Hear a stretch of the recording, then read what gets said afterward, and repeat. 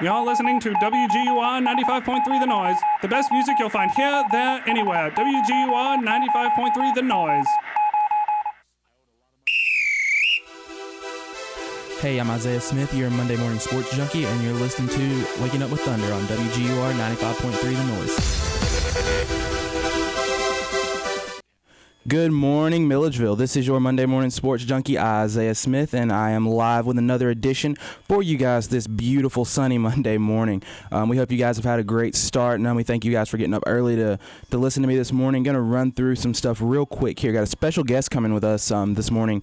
We'll be live this morning from Milledgeville. Mr. Bailey Miller will be in the studio in, I believe, around 15 to 20 minutes. So stay tuned for that. We'll be talking some NFL football. We got just about a whole show planned for you guys. Nothing but NFL football today. It's going to be great, so stick around for that. But first, we got to get through some housekeeping stuff. First, we're going to start with some college football. A great weekend.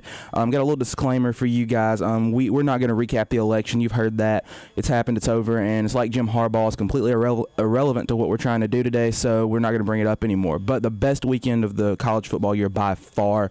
Complete pandemonium. We've been waiting for it all year, and we finally got it. It delivered.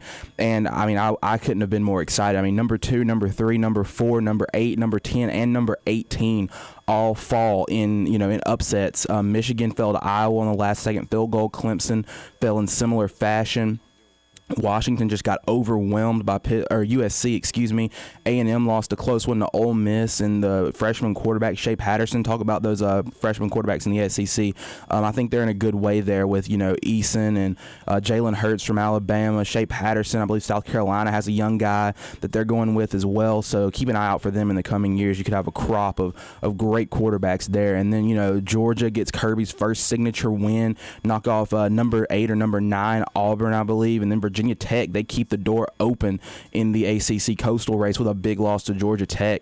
But, before we get into that, got to go ahead and jump on, got to plug college basketball a little bit. It got underway with a couple of great games on last Friday night, and they're going to look to keep the momentum rolling tonight into tomorrow. Games start at 10 p.m., and then they go pretty much for 24 hours into tomorrow night on ESPN and ESPN2. You're going to have some great games tomorrow night. They're going to have a game day edition for you guys at 6 p.m. and then they're going to follow it with Kentucky, Michigan State. Then you're going to see the college football playoff ranking show, and then you're going to see Duke and Kansas around 9:30 or 10, maybe 10:30. But a few games that'll be on, for some games to watch for me. Obviously, the games start tonight at 10, but tomorrow morning at 11, you see SF Austin, the Lumberjacks, take on Longwood at 11 a.m. So you're going to get a look at the Lumberjacks, see what they can do after having 2 nice runs in the NCAA tournament. I'm excited to see what they can do. And then at 1:15, the game following, you get Dayton at Alabama. I've been excited to see this Alabama bunch since Avery Johnson took over as head coach down there, and so you get to see what he can do. He already grabbed a top recruit in Colin Sexton last week, a kid from Georgia, a guard, one of the top players in the 2017 class, so it'll be exciting to see how he can build that program, and you'll have a good test in Dayton, a team that is routinely in the NCAA tournament. And then at 3:30, Oregon at Baylor. You'll see Oregon without their maybe best player, Dylan Brooks, and it'll be that way for a bit of this early season, but I'm ready to see if they can follow up that Elite 8 run and make a Final Four push this year. They're one of the favorites, and I think they can do it. And then, your nightcaps here, you got number 2 Kentucky, number 12 Michigan State, Tom Izzo's reloaded Spartans, and then Coach Calipari's reloaded Kentucky squad. That's going to be a heavyweight fight. Don't want to miss that. Tomorrow night, I believe that will be at 6:30 or 7. Kentucky, I saw some of them last night. Against Canisius, I believe, and they look hard to stop when they get that tempo going. They're up tempo, they play fast, they run and gun, they throw it up before. They have a lot of really good athletes and guys who can hurt you in a multitude of ways, so that'll be a fun thing to watch. Then you got the nightcap, number 1 Duke, number 3 Kansas, 2 teams who I'm not tabbing to win it all this year. I think Kentucky's the best team right now, but Duke they say they're the clear-cut favorite after getting all those freshmen in, Coach K, and it'll be good to see them get tested early. They will be without one of their top players, I believe.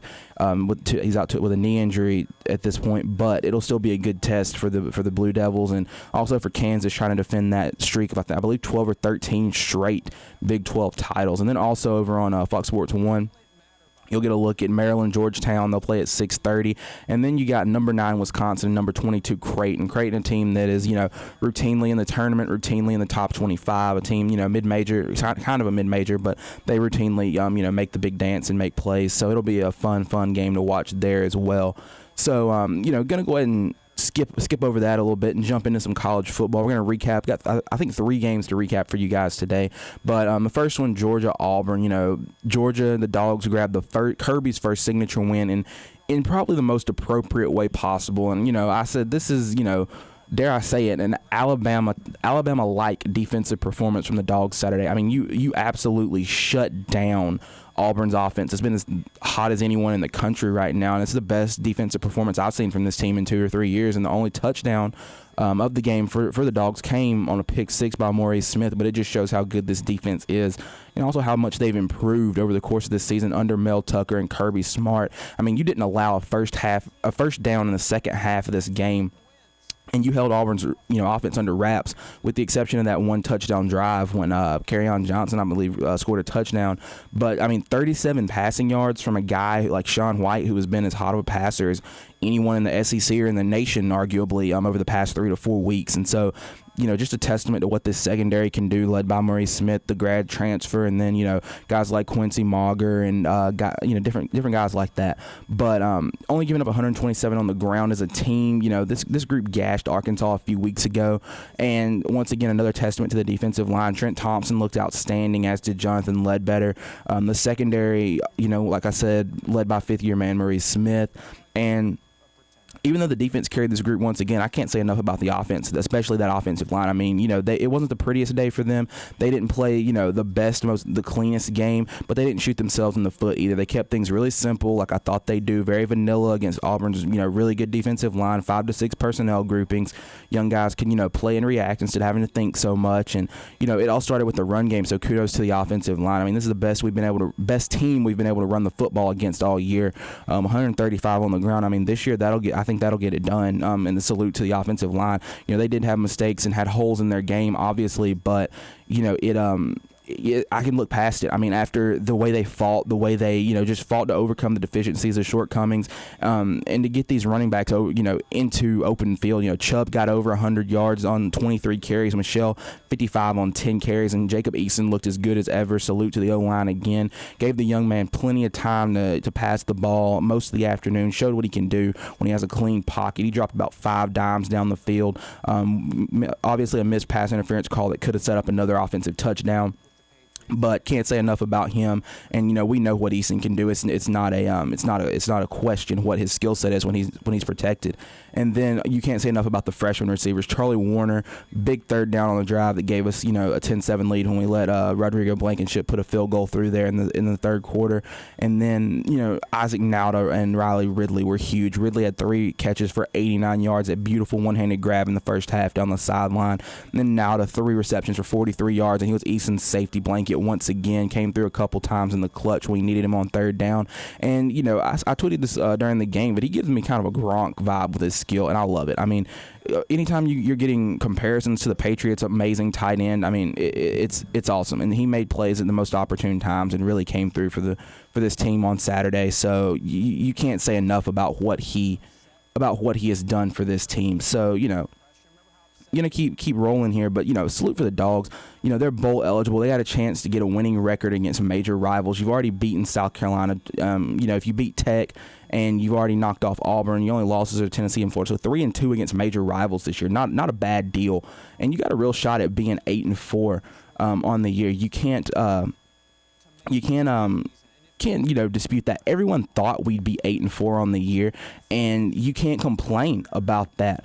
I think that is just a testament to what Kirby Smart has done this year. I mean, it looked like we weren't going to be bowl eligible at a point, but now we're a slightly unorthodox way of doing it.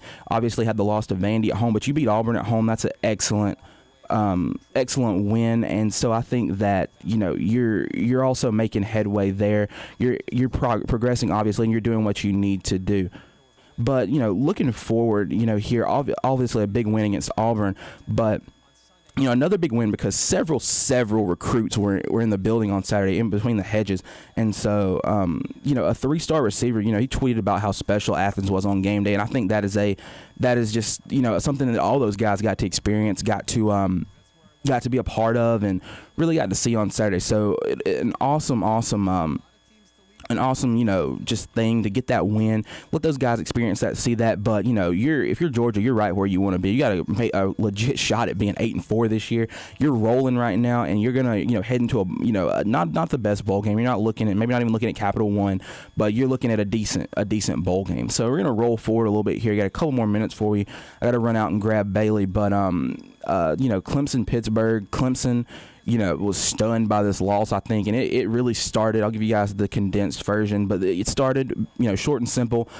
Pitt's ability to stop Clemson's running attack. I mean, they held the Tigers to 50 yards on the ground on the day. Wayne Gallman, 2 yards a carry, 36 yards on 18 touches, and they forced Deshaun Watson to throw that thing 70 times. Think about that, 70 times in a football game that did not include any overtime.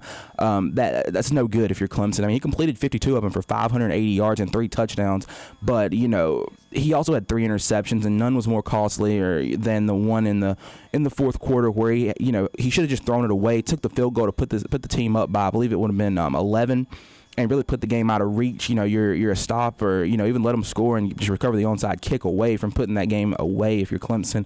But he forced it in the end zone, got picked off. Pitt marches down the field, scores to make it a 2-point game, and then they kick it deep, get a stop, and then drive down and kick the game-winning field goal. But James Conner was his usual great self, 132 on 20 touches. And, this just showed what can happen to a team when they don't play their style. Clemson didn't run it. They couldn't run it, and it proved to be the ultimate difference. And you shouldn't, if you're Clemson, lose any game when Deshaun Watson gets nearly 600 in the air. That should be a day where he's cruising and he says, hey, look at me, I'm the best player in the nation. But moving forward here, one last game for you guys before we take a quick break. Washington, USC. The Huskies, I think their college football playoff hopes have been dashed, and they're possibly over. It's looking like over to me from here. They lost to this surging USC bunch led by Clay Helton. Washington, they struggled offensively. Jake Browning couldn't really get it going. USC maybe has the best defensive line that Washington has seen all year, and it showed. I mean, they had 3 sacks. Jake Browning was uncomfortable, showed in his numbers, 17 for 36, 259, a touchdown, but 2 interceptions also at the end of the game. I mean, he escaped the pocket one time, flashed the athleticism, only to fall down with absolutely no one around him. And then the following play, from his own end zone, steps up in the pocket and falls down after the pocket just kind of collapsed around him. He just fell on his own. So, it wasn't the best day for the young guy. It wasn't the best day for that team either. But, if you're Washington, you're still thinking you're in decent shape. You got to win the conference, obviously. But after Saturday, you're still not out. I think they only fell to number 5 in the AP poll. I think the playoff committee is going to drop them a little bit more than this, and definitely because of their strength of schedule and the lack thereof. But I think this loss, I think it eliminates the Pac-12, barring further chaos, which is definitely possible. It eliminates the Pac-12 from the college football playoff discussion, I believe.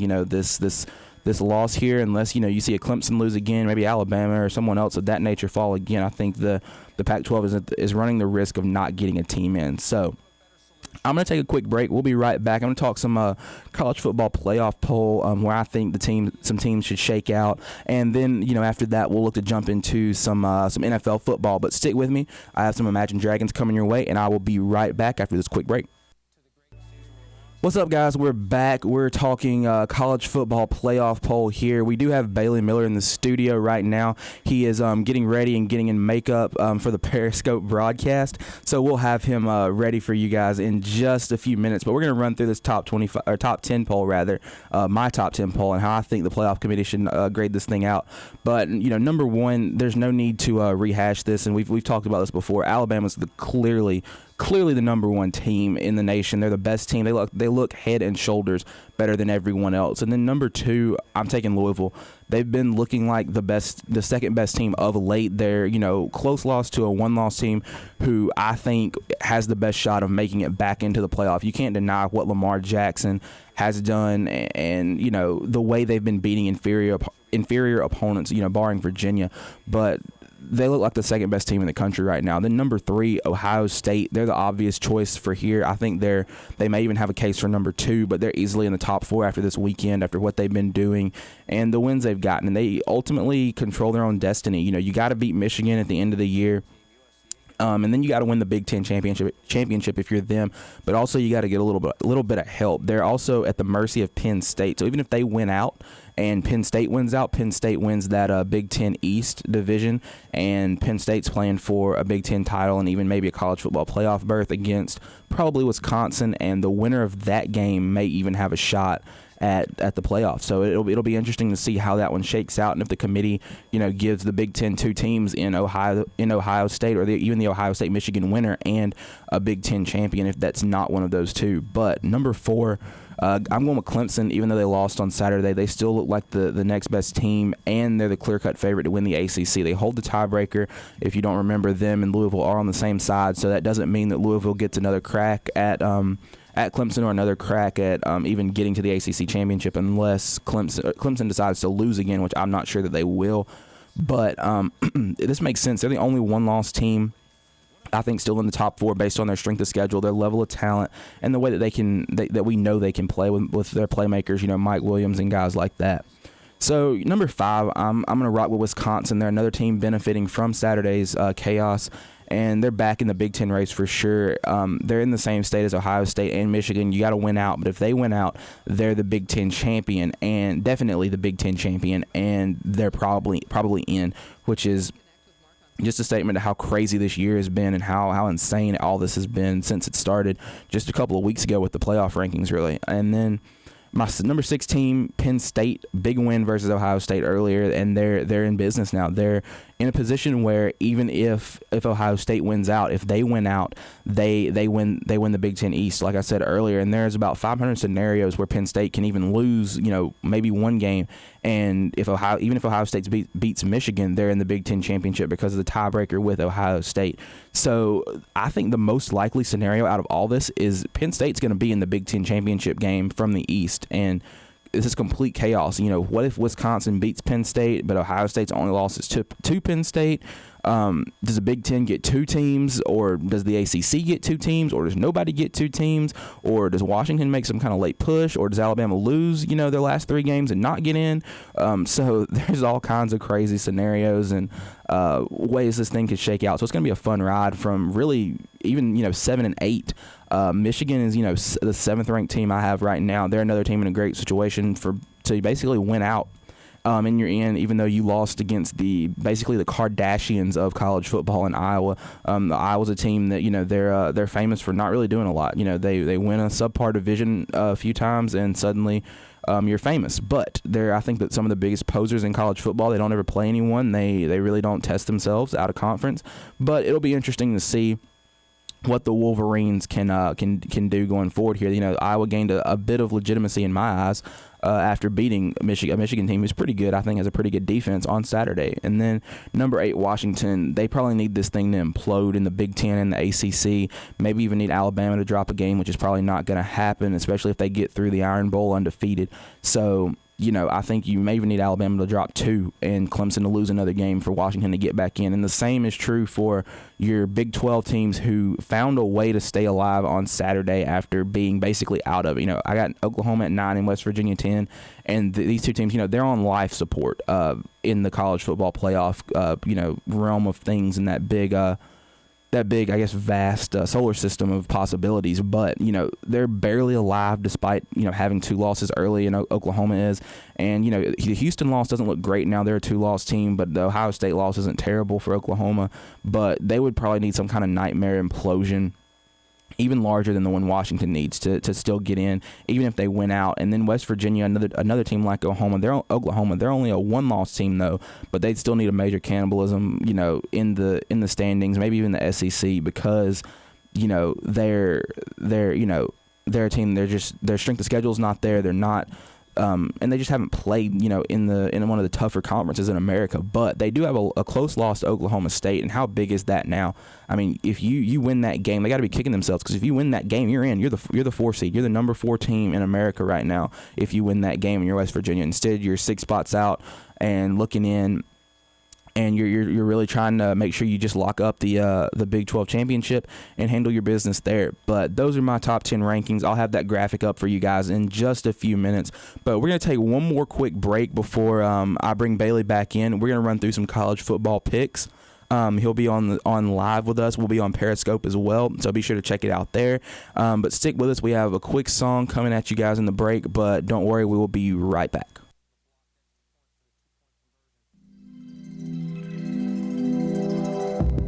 There have been stranger things on the radio. You're listening to WGUR 95.3. The Noise.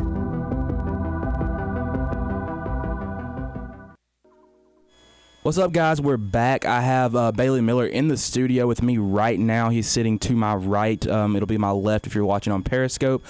Be sure to check that out at 953_highlight. You can see us there or listen live on gcsuradio.com, I believe, is the website for that.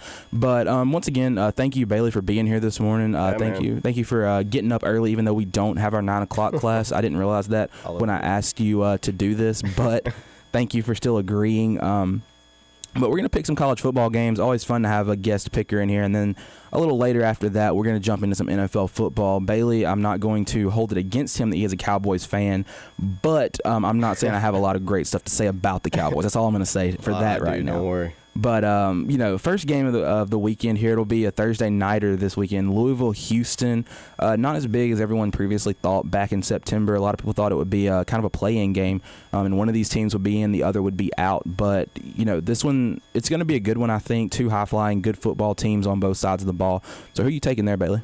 I'm going to have to take Houston. I might as well stick with the upset trend going on here lately. I think it could be a bigger game, as big as people thought it would be earlier on. Not so much for Houston to get into the Final Four, but more so to ruin Louisville's season. I know they'd love nothing more between that high-powered offense and expect to see a lot of big plays down the field that night. Yeah, definitely. I'm looking forward to that. Like I said, it should be exciting, but I think this one's bigger for Louisville right now because, if it's for them, if you win out, you're basically in. And, this is a huge resume booster if you're Louisville, and I think that Houston, they're not the greatest defensive team in the world, don't get me wrong, but they still hold their own. They have a solid front 4, even a front 7, if you will, and they can do things that a lot of those SEC-type teams will do. So it'll be a good barometer, I think, for the Louisville Cardinals and Bobby Petrino and even Lamar Jackson for them to see what they can do. So, but I think Lamar Jackson is just going to be too much. He's going to prove to be a different monster and a bigger monster than Houston has seen really all year this far in the season. I'm taking Louisville in this one. I don't normally call the overtimes. I don't think I've picked an overtime game or picked a game to go to overtime all year, but I'm going to say this one gets to overtime. I'm taking Louisville by 7 in overtime. But we're going to go ahead and jump forward here. Ohio State, Michigan State. Michigan State team that's struggling. I believe they're 2-7 on the year. They're not doing very well right now, but they could spoil Ohio State's playoff chances this Saturday. So, who are you taking in that one? I think I got to take Ohio State here. I don't think Urban's going to let his boys ruin the chance they had before them. I know a big theme for them is proving to the world that they deserve to be where they are ever since last year, and I think this game is really going to be a huge statement to show that they deserve to stay where they're at in the rankings with a huge win over Michigan State here. Yeah, I'm going to have to echo that. I think you said it all. If this were last Saturday, you could go ahead and take Michigan State, put it down, and take the money there in Vegas. But it's this Saturday. Everybody's going to come out with this renewed focus. I mean, I even think teams like Georgia in Florida, teams like that who may be playing an inferior opponent, playing one of those cupcake games that you see all the time in the SEC. They're going to come in more focused. Michigan's going to be focused because they know how easy it is to be upset after last weekend. So I'm going to take Ohio State in this one after they've been given new life, basically. I think they're going to win this one big. But moving forward here, Washington State, Colorado, a big one out west, and it's a big one in the Pac-12 because Washington State, they can take the Pac-12, out of college football playoff contention in a couple weekends if they knock off Washington in the Apple Cup game. But this one will be big because Colorado's trying to roll into the college football playoff, maybe under the radar, if you will. They've been pretty hot of late. So who do you have in this one? I think I got to take Colorado. They're going to stay with the hot hand here, and I think it's a pretty staunch matchup of 2 solid teams, Colorado being the next highest ranked, but I think they're going to keep it rolling here and take the game on the ground, really manage the clock, therefore manage the game. Yeah, definitely. Excuse me. The Cougars, Washington State, they're gonna throw the football around. Mike Leach, he's known for that air raid, running gun type offense, and so they're gonna try to air it out and put up a fight. But I think Colorado's too much. Like you said, their ground game will be a little too much, and I think they'll keep this thing rolling for a Pac-12 championship collision with Washington here in about 3 weeks. So. Going to keep moving forward. Going to jump into the SEC, a big game in terms of SEC East standings. Obviously, Alabama's already locked up the SEC West. You're very welcome for that, Alabama. But Florida and LSU, these two Florida's still trying to win the East. The East is still wide open, or not wide open. It's a 2-team race now between Florida and Tennessee. But if Florida loses, I believe Tennessee takes it. Florida wins, and I believe they have the SEC East championship, and they have the opportunity to go probably get pistol whipped in the Georgia Dome by Alabama. But Bailey, in this one, who do you like? I think Josh Dobbs is going to be LSU's biggest fan here as they pull it out against Florida. I don't know how you pick against Leonard Fournette on the tear he's been on ever since playing that staunch Alabama defense. Roll Tide, baby. But I think LSU pulls out big here. I wonder how close it's going to be. I feel like it could come down right to the wire, but I think that depends on what Florida team shows up. But I know which LSU team is going to show up. I think that's why they're going to take it. Yeah, definitely. You're going to see a feisty LSU team, a team that wants to still prove themselves, and you're going to see them be fired up by a coach in Ed Orgeron, who's basically fighting for a job. I mean, he doesn't want to go back to being the defensive line coach or go, be Lane Kiffin's assistant out west or something like that. He's fighting to get that head coach job, and he thinks his name should be in the hat, as it should. I think you should at least give him the consideration because of the job he's done with this program being kind of on the rocks and on the ropes after Les Miles being fired, even before midseason, and him, turning this thing around, playing Alabama as close as he did. What a statement to their defense. Their defense played great as well as they probably could against that Alabama team. But, this one, I don't think this one's going to be very close. It's in Death Valley. They may give it a nighttime tilt and let them start this one around 7:30 or 8. So that's a disaster if you're Florida as well. Everything's working against you. Then you got to deal with Leonard Fournette. And the talented runner he is, and Darius Geis as well. They're going to run all over Florida in Death Valley. I think this one won't even be close, by the end of the game. But looking forward, last game we got here before we grab a quick break, Oklahoma and West Virginia, basically a Big 12 title game. I mean, the winner of this one essentially wins the Big 12 and stays on life support in the college football playoff discussion, while the loser will fade into oblivion and hope for a New Year's Six bowl, where I thought they should have been long before now.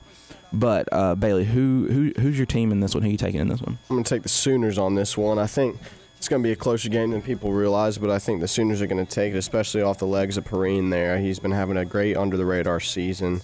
I think he's going to continue that, carry the team, really put him on his back here as they try to manage the clock and really just hope for the game to get over so they can hang on, like you said. Yeah, definitely. Oklahoma, they're fighting injuries, and, they're going to get some tough play, obviously, from West Virginia and Dana Holgerson's bunch. But Bob Stoops, they're a very good football team, and they're gonna fight. They're gonna keep it rolling. This is another one I could see being a high-scoring affair and even getting into overtime. But I think ultimately it'll be a big win for the Sooners. They're going to keep it rolling, stay on that life support as I've said before, and hope that some type of miracle scenario unfolds in the other conferences back east or even out west in the Pac-12. So I'm taking Oklahoma and Boomer Sooner in this one. But we're going to grab a quick break. Like I said earlier, we got some music for you guys. And then when we get back, we will have our NFL football special. We'll have about another hour here with you guys to talk NFL football. And when we get back, we're gonna be grading my team, the Atlanta Falcons, and Bailey's team, the Dallas Cowboys. So you don't want to miss that. Stick with us. It could get heated in here in the studio. But stay with us, and we will be right back. Hello! We're the Radio Birds. You're listening to WGUR 95.3 FM, The Noise.com.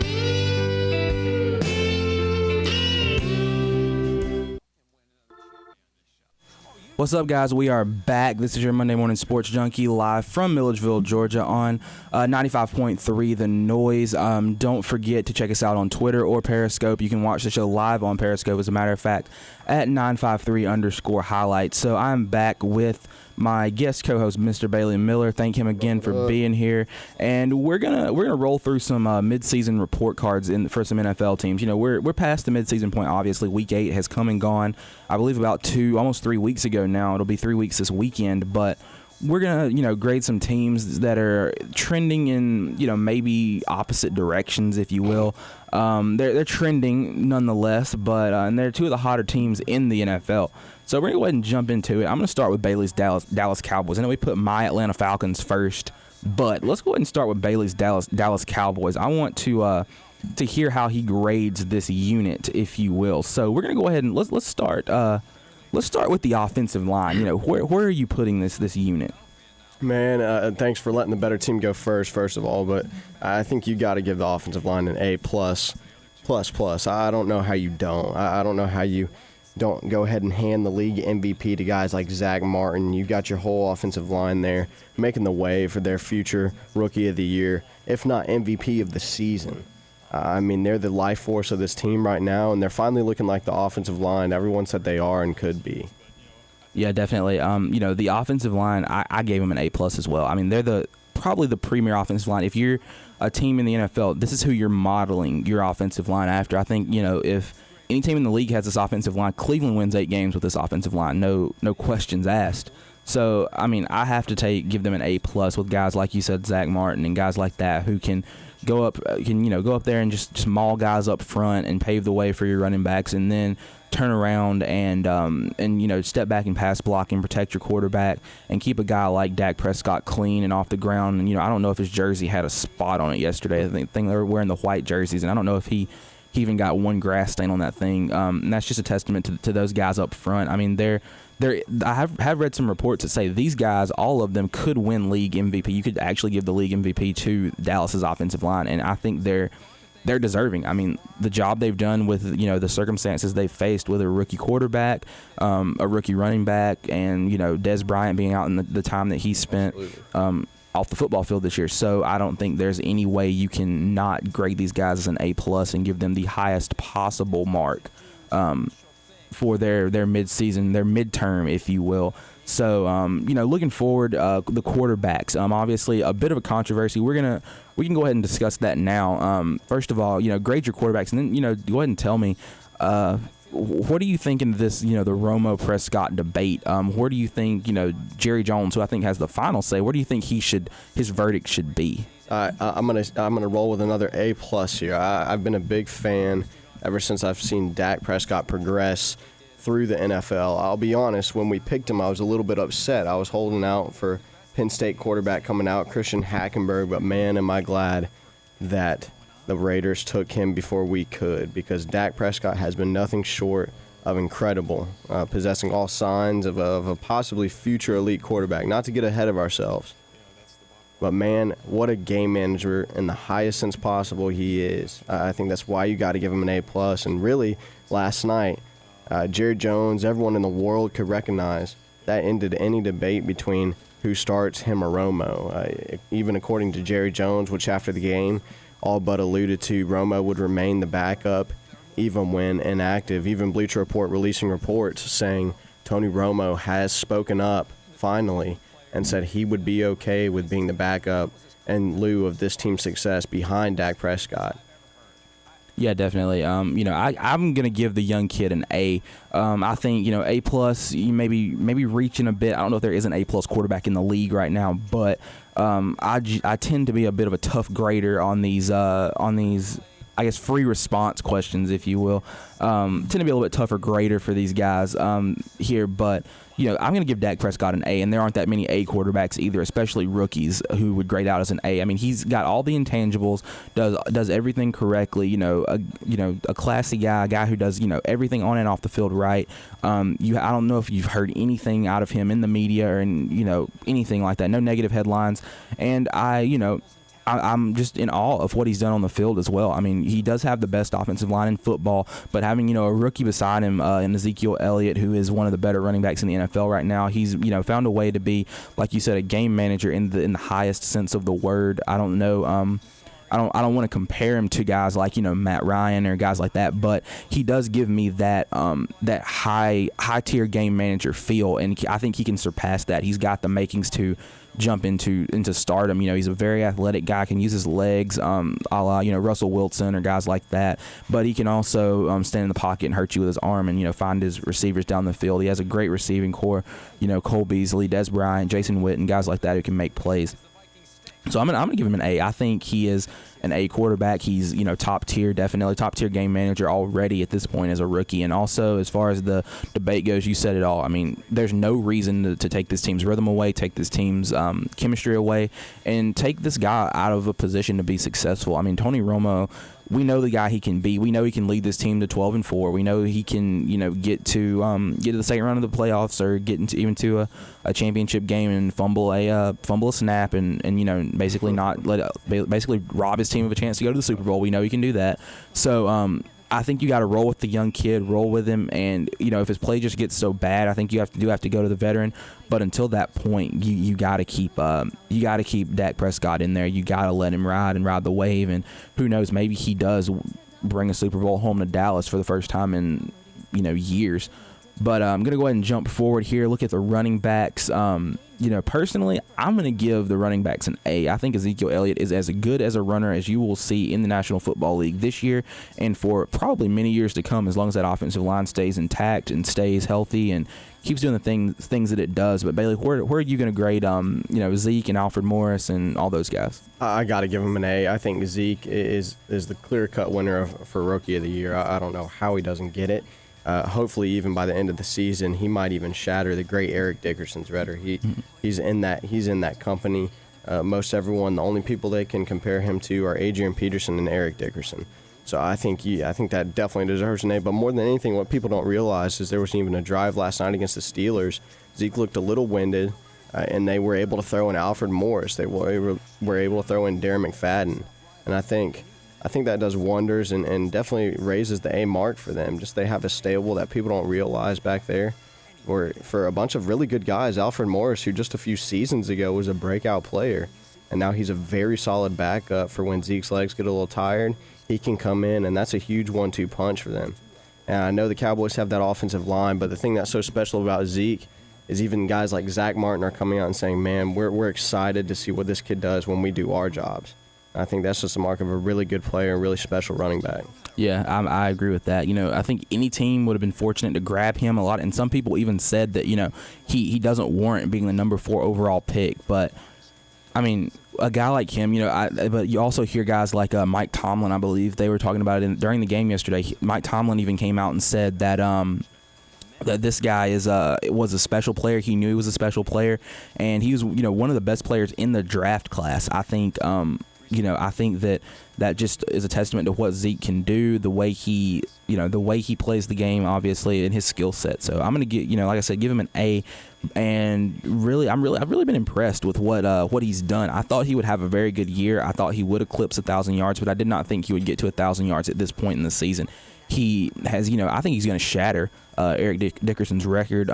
He's drawing comparisons to guys like Emmitt Smith already for the way he makes defenders who plug up holes, makes defenders miss in the hole, and then goes for 15, 20 more yards. And you saw it on that the touchdown run that won the game last night. The offensive line opened a sliver, and it was for a fraction of a second, and Zeke saw it, hit it, and, he was gone for, 20-something yards for the win. 20-something yards, like 7 more fantasy points for the both of us. I know we appreciated that. Yeah, I appreciated that very much. I was actually sitting there, I was hoping, hey, I hope he breaks one right here. I knew they were going to run the football. So, hey, maybe Zeke will break it and get in the end zone for me right here, and what do you know, he got in the end zone. So I appreciated it. Fantasy owners all across the world appreciated it. And if you're listening, Zeke, we thank you very much, and we think you're a phenomenal player. So we're gonna go ahead and move forward here. Gonna look at some receivers here. Gonna try to keep this quick. We do have to cover defense. We're gonna go into receivers and the defense here for just another few minutes here. But receivers, Bailey, where are you giving these wide receivers? We know Dez has missed time. They've had their errors, if you will. But where are you gonna grade these receivers? I'm going to go ahead and I'm going to give him a B, honestly. I'm very critical of Des Bryant just because I know the player he can be. and just how much potential he has been, but potential for a few years. But last night, and it's games like last night that make me not want to trade him after his 2-year conditional is up. 6 receptions, especially that huge 3rd and 3 catch that was contested. I would say that him and Dak need to work on their goal line fade routes. But other than that, I think a lot of people don't understand how vital Cole Beasley is. I think he's the best small possession receiver in the NFL, and I think that he's someone the Patriots might want to trade their whole next draft for to fit in their offense. Yeah, definitely. I think he and maybe Julian Edelman. Obviously, you can include guys like that in the same discussion. But Eric Decker, even maybe another guy you can maybe consider including. But I think he is one of the best, like you said, possession receivers in football, slot guy who can really get the job done. He is maybe not even a number 2 receiver. Maybe some people would grade him as a number 3. But for Dak Prescott and that Dallas Cowboys offense, he's a number 1. He's a number 1 receiver for them. Especially when Dez Bryant is out. I mean, he's Dak's, I think, most targeted receiver this year. And, Dez Bryant, like you said, a lot of people think he should be traded. I don't. I think he's a playmaker. I think he's a top-tier, top-caliber receiver when he wants to show up to play. And you can put him in the category with guys like, Julio and Odell Beckham even. Maybe those 2 guys, Antonio Brown and then Dez Bryant, they may be what you consider the top tier of NFL receivers, those guys who can just make plays on the football and go up and just affect the entire game, the landscape of an entire game, with their ability to just catch the football on offense. But I'm going to give the receivers a B, like you said. Going to echo that. I think you hit the nail on the head. They've been good, been bad. Obviously had the week 1, not disaster, but mistake from Terrence Williams, him not getting out of bounds when he should have. But other than that, this receiving corps I think has been pretty solid. They haven't dropped a lot of balls, have helped the young quarterback out, and they've done their job. So I'm going to give them, B, above average, obviously, and excited to see them keep rolling. So we're going to run through the defense here. Going to try to do this a little bit quicker. So Bailey, go ahead and go through the whole defense. Just give me defensive line, linebackers, and then just give me the secondary. You can run through that all real quick there. All right, let's get into it here. I think the defense really showed up huge last night. I think it was a big statement for the defense to say, hey, our offense isn't the only side of the ball on this team.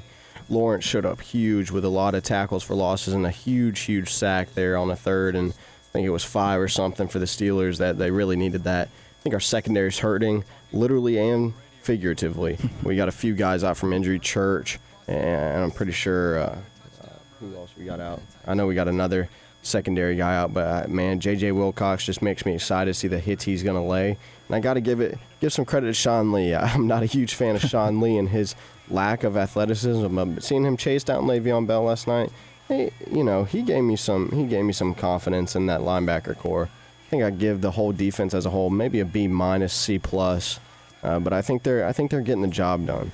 Yeah, definitely. I graded, defensive line, obviously graded them out as a C+, gave the linebackers a B, and the safeties and corners, I gave them a C. So I'm going to give them, put them in that, C+, B- range. Obviously, they've been doing their job. Sean Lee, not terribly athletic, but like you said, he gets the job done a lot of times for them at linebacker. And then, DeMarcus Lawrence making plays in the backfield, doing things of that nature. And, they are banged up in the secondary with the, safeties and corners, got some guys out due to injury, but they're looking to keep trending in the right direction. And I guess that's all you can ask if you're Jerry Jones. Their defense many thought was going to be a liability this year and the unit that was going to bring this team down even. But I think the defense is solid. I think they're kind of that Bill Belichick bend but don't break model, and he's shown that you can win Super Bowls and win championships with defenses of that caliber who bend but make sure they don't break. So I think that the defense is in a good spot.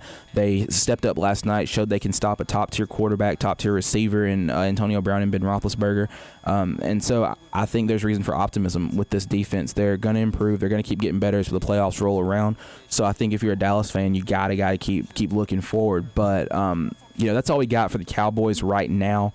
We're gonna, I'm sure, mention them as we get into Rookie of the Year discussion, MVP discussions, and things like that. But we're gonna take a quick break. We'll be back in a second. We're gonna discuss my hometown Atlanta Falcons. We're gonna discuss that and get some grades in for those guys. But stay with us, and we'll be right back after a quick break. Did you hear? You're listening to WGUR 95.3 The Noise.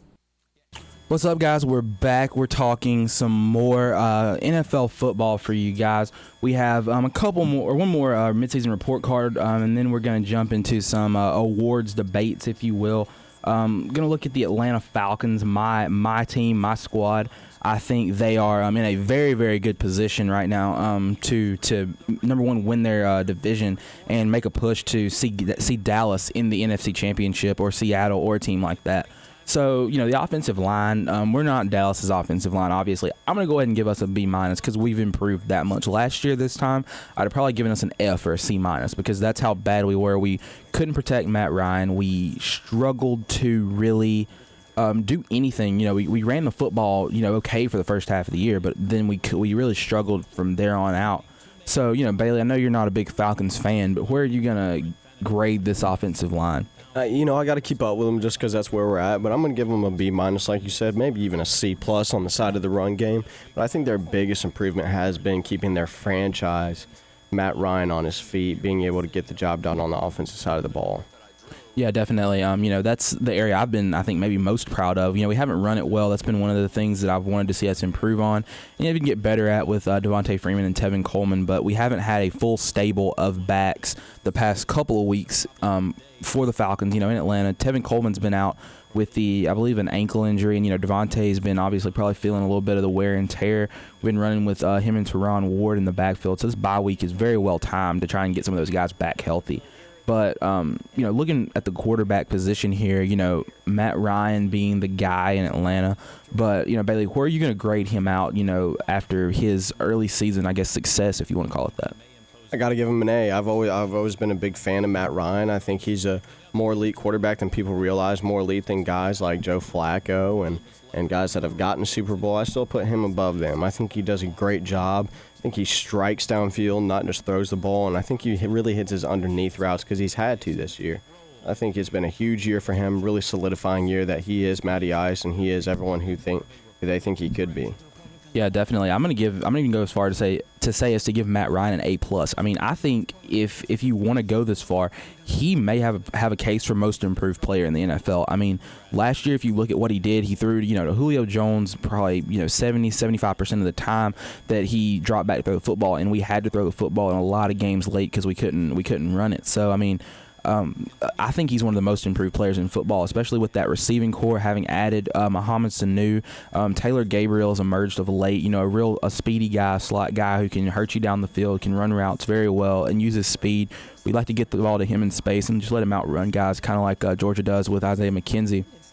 Give it to him in space and let him do what he does well, and that's outrun guys and use his speed. But Matt Ryan, I've always said he's better than Joe Flacco, and he's in that, he's a top-tier game manager, if you want to say that. I think this year is Ryan. He's beginning his, I guess you can call it ascension, if you will, into that lower-tier star caliber type quarterback. He's no Tom Brady, obviously, but I do think he has a case to be on that same plane as guys like, Russell Wilson, who everyone just goos and gaws over because he does this. He's won a Super Bowl. He does all these things. Well, I think Matt Ryan is on that same plane with guys like that. And if you say Russell Wilson is a star, if you say guys like that are stars, I think you have Matt Ryan has the exact same case. Eli Manning.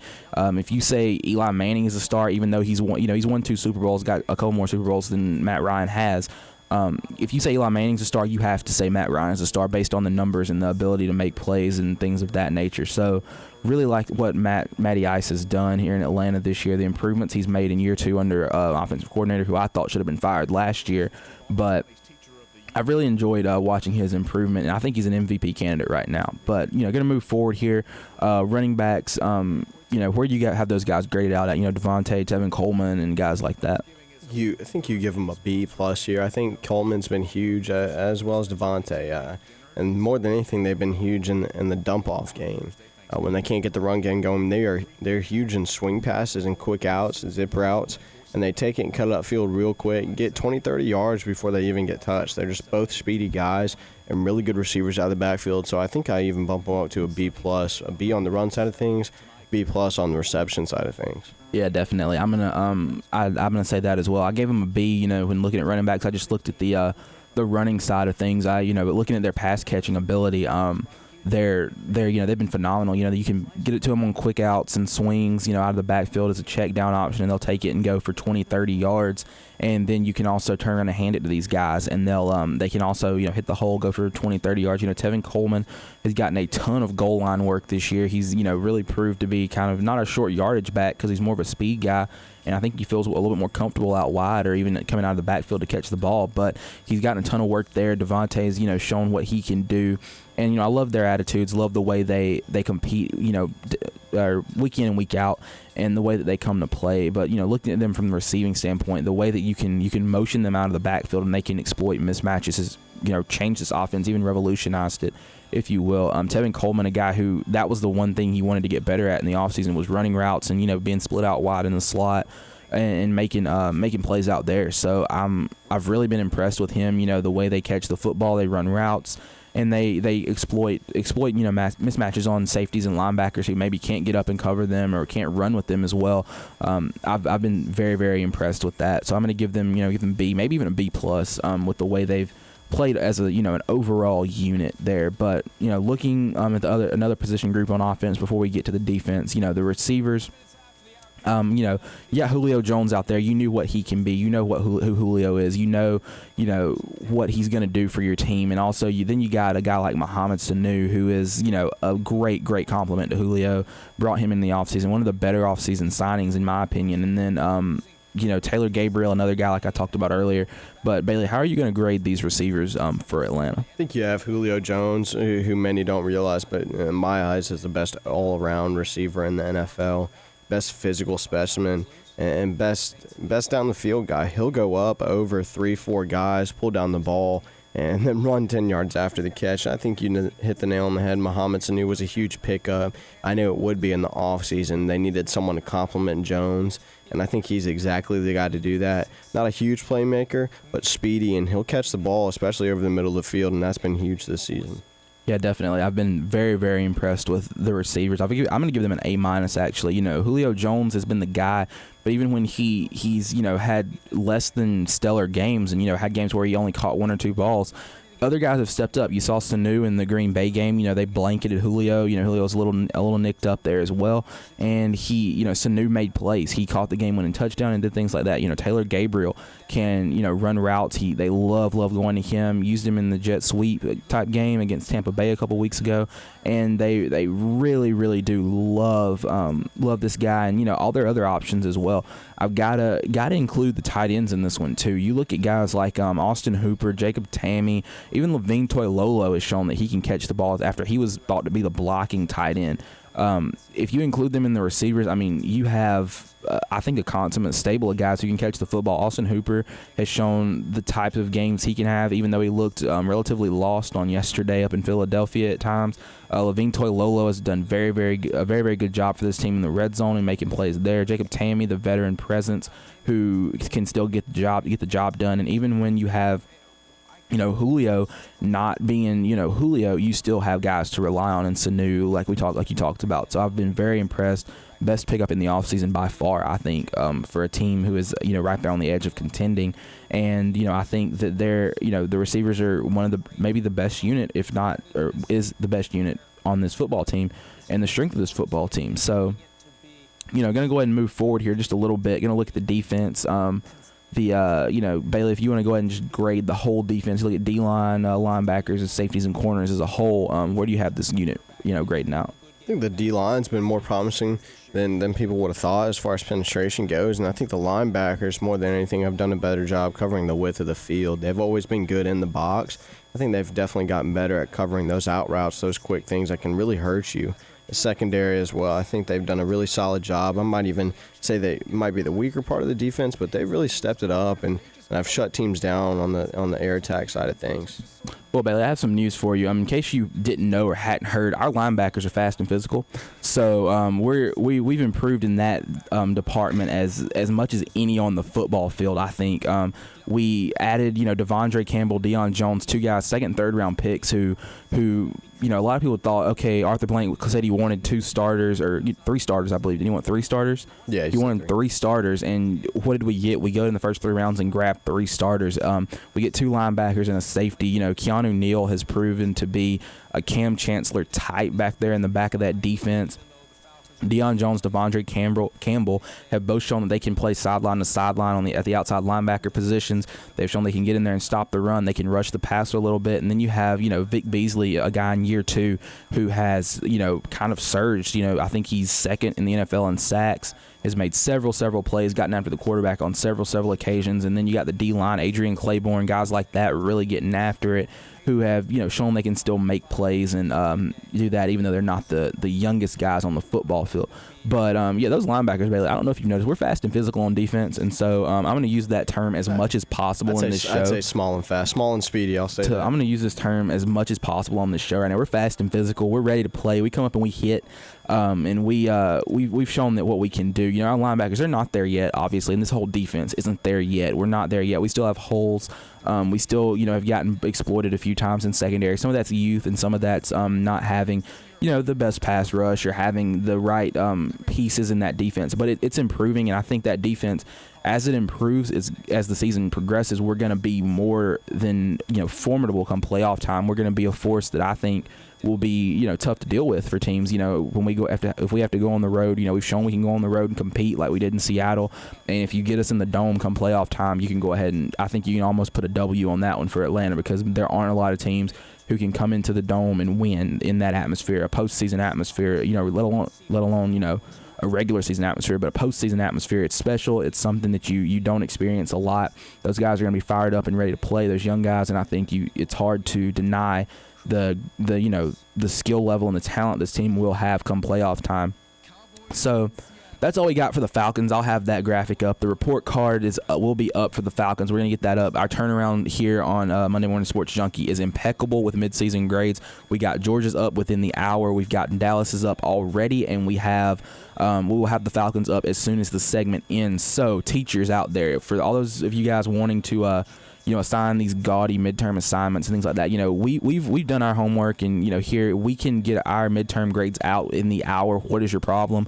What's wrong? Finals may be a little bit different story. We're going to go a little bit more in depth, near the end of the season. Obviously, that'll probably be next semester on the show. But teachers, what's your problem? Our turnaround is impeccable. Why can't yours be?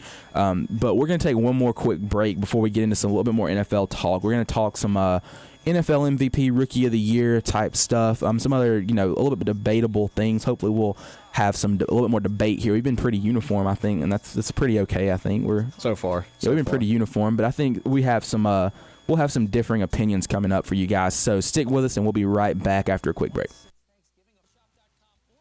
What's up, guys? We're back. This is your Monday Morning Sports Junkie live on WGUR 95.3 The Noise. I am live from Milledgeville, Georgia, with Mr. Bailey Miller over here. We have already run through some Atlanta Falcons talk and even looked at the Dallas Cowboys, even, if you will. So that has been a little bit painful for me, but nonetheless, we got through it.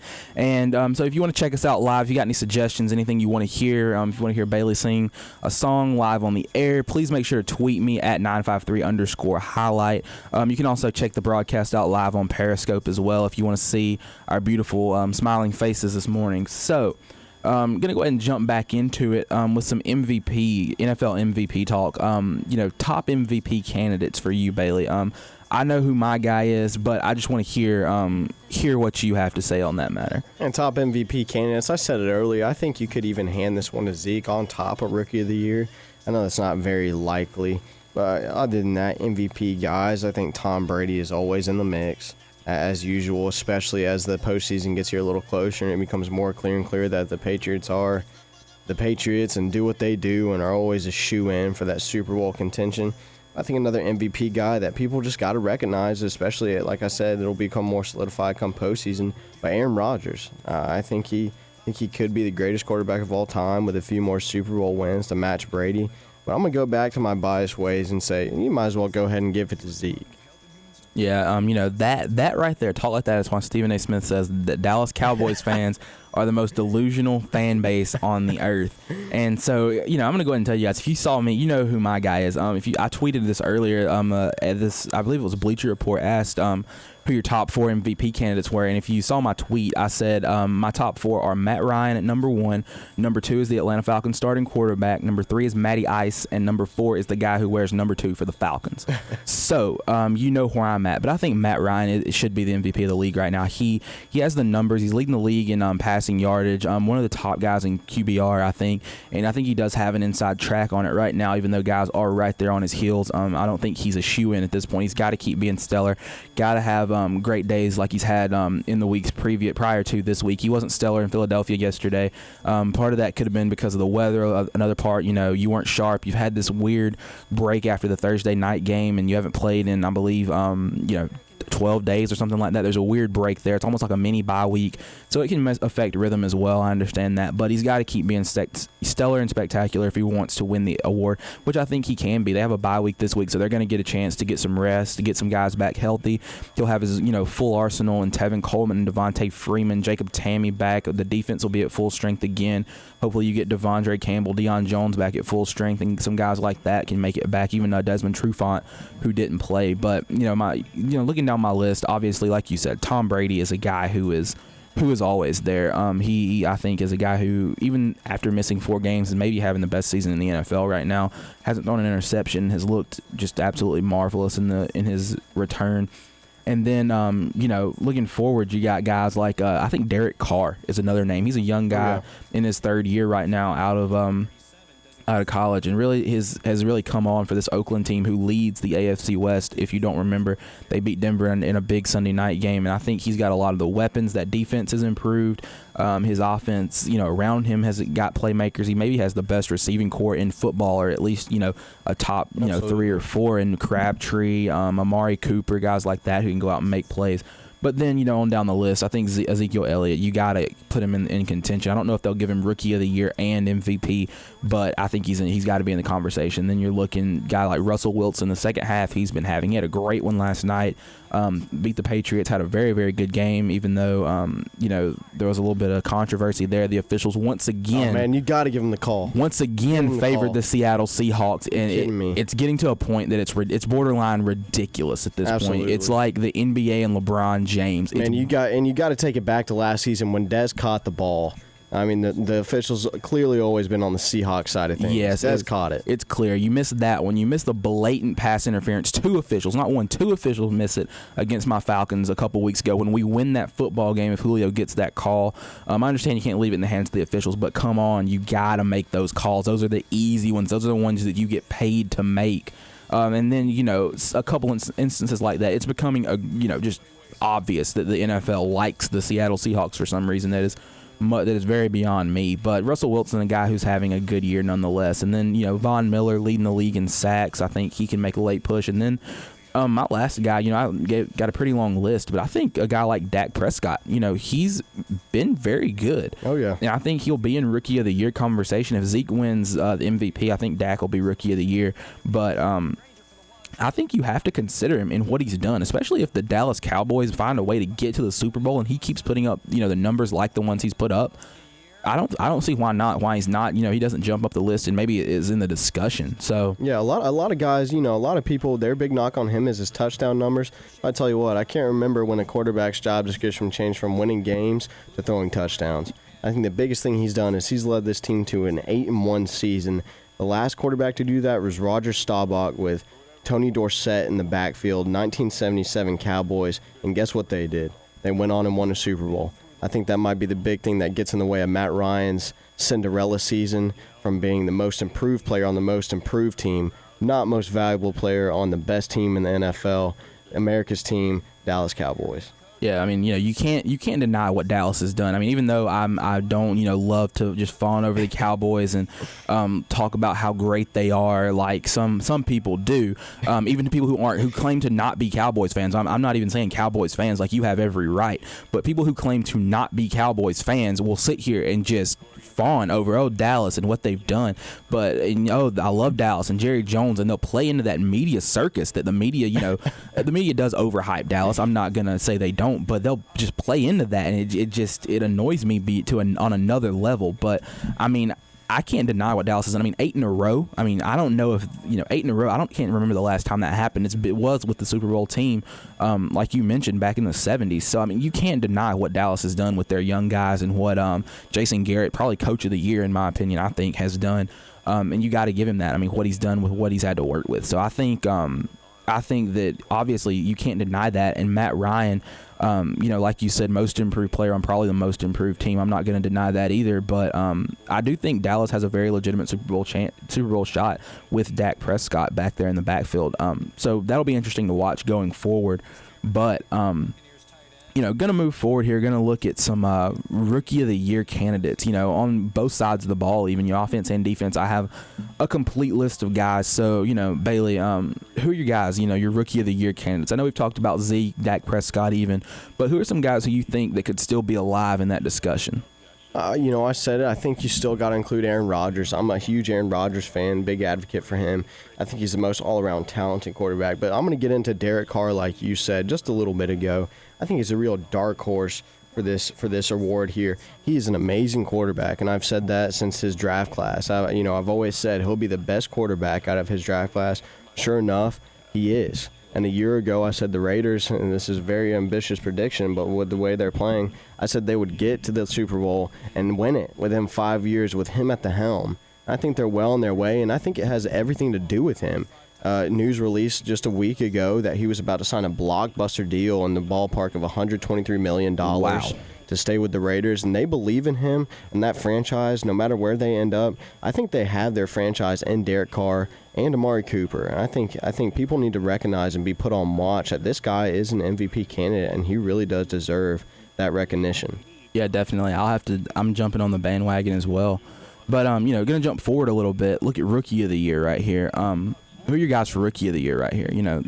We already talked about Zeke and Dak, like I said, but who are you guys that are, some first-year guys who have made a splash that you think could take the award home, if one of these two falls off or both of them fall off the radar, off the map? Man, I don't even know if I can talk about anyone else because I don't see them falling off the map. I tell you what, I think the biggest thing and what people might need to think about is I think Zeke might even take the league MVP, and they might hand Rookie of the Year to Dak. Just the way he stepped up and been huge. But honestly, I think Carson Wentz is another guy. He's had a Hall of Fame season, and that was the Steelers' defense saying that. Yeah. I mean, he's been very efficient, and it is, and I have to agree with you, America's team, Dallas Cowboys, getting the media attention that they do deserve, but you got to put guys like Carson Wentz up there. I mean, he's come in from his college out there, and I tell you what, man, he has been nothing short of impressive every single week, very efficient in what he does, and he'll be a great NFL quarterback. Yeah, definitely. I agree with that. I think Carson Wentz, he's my third guy on the list right there, even on the offensive side of the ball. I think, his numbers, over 2,000 yards, 9 touchdowns, 5 interceptions.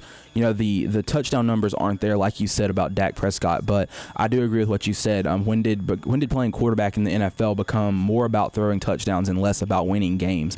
And Carson Wentz has shown he can win games. He knocked off the Atlanta Falcons yesterday. He has shown, led this team to what I believe 3-0, 4-0 start. Came out, had played well, is still playing well, very efficient, as you said, too. So I think he is a guy who could make a late push and a late surge and maybe steal the award. My last guy here, I thought about Will Fuller, but he's faded in the last few weeks. He's still alive, a dark horse, but he had a hot start, but he's faded in the last few weeks. And then my last guy, Hunter Henry, a guy, he's another dark horse, but he's been coming out of late. 24 reception, 351 yards, 4 touchdowns, and Phillip Rivers' favorite target besides Antonio Gates, I think. A real good safety blanket, a big guy who is going to make the segue into the future nice for San Diego after Antonio Gates departs to retirement.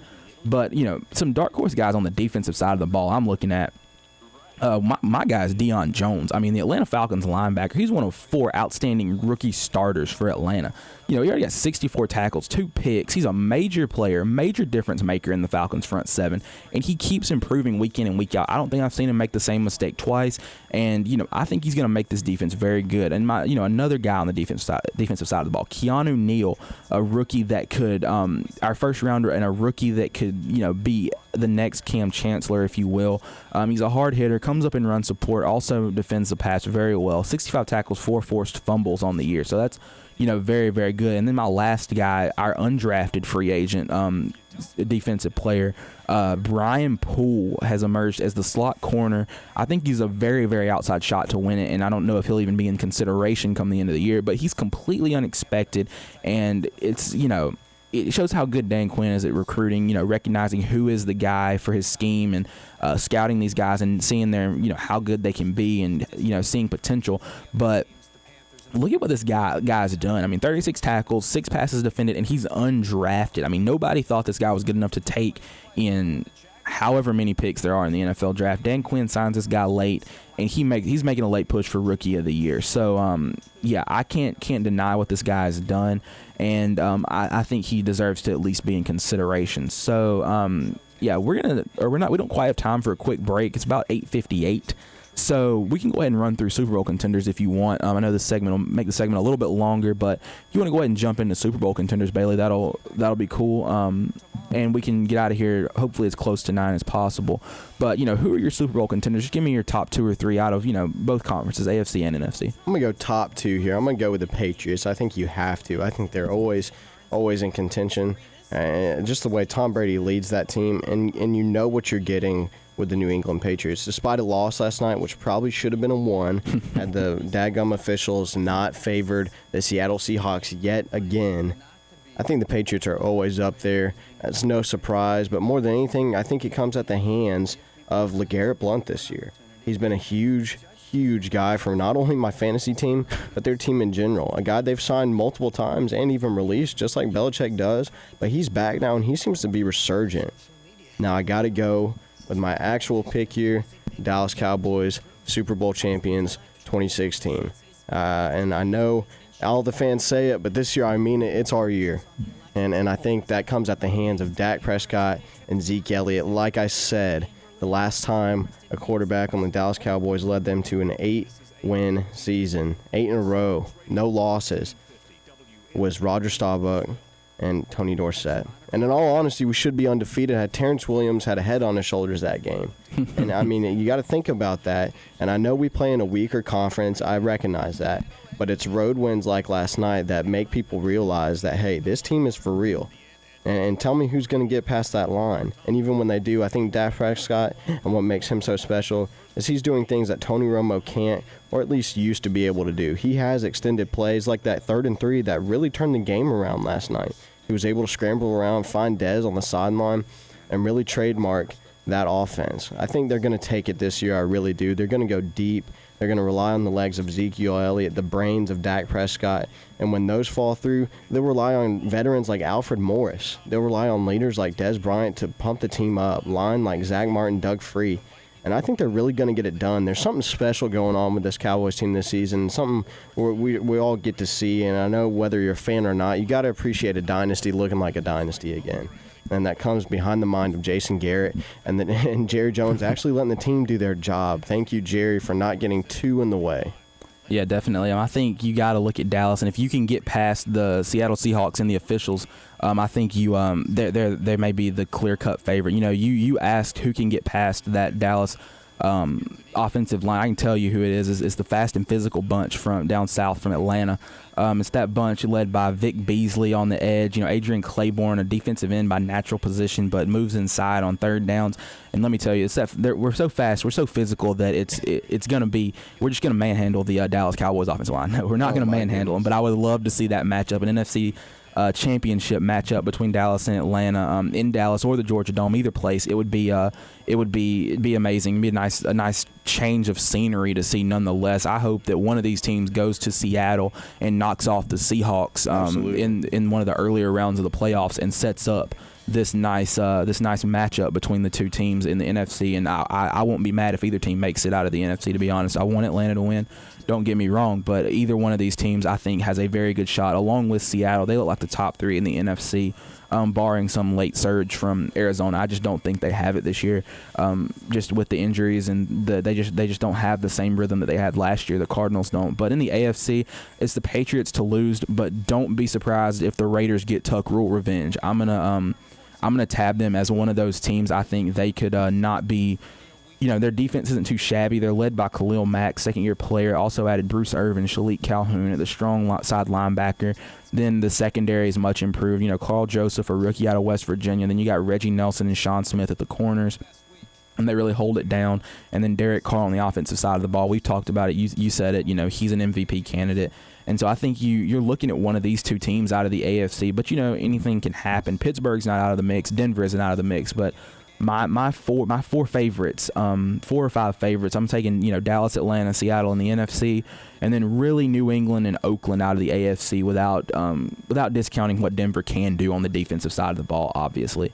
But unfortunately, that's all the time we have for you guys today. Thank you, everyone, for listening. We did go a little bit over time today, but we don't have our 9 o'clock class, so we could afford it. Thank you, Bailey, for coming in and really just giving us some hot takes. Really enjoyed having you here. We do hope to get you back on before the end of the semester. Hopefully, we can get Bailey and Collier on at the same time.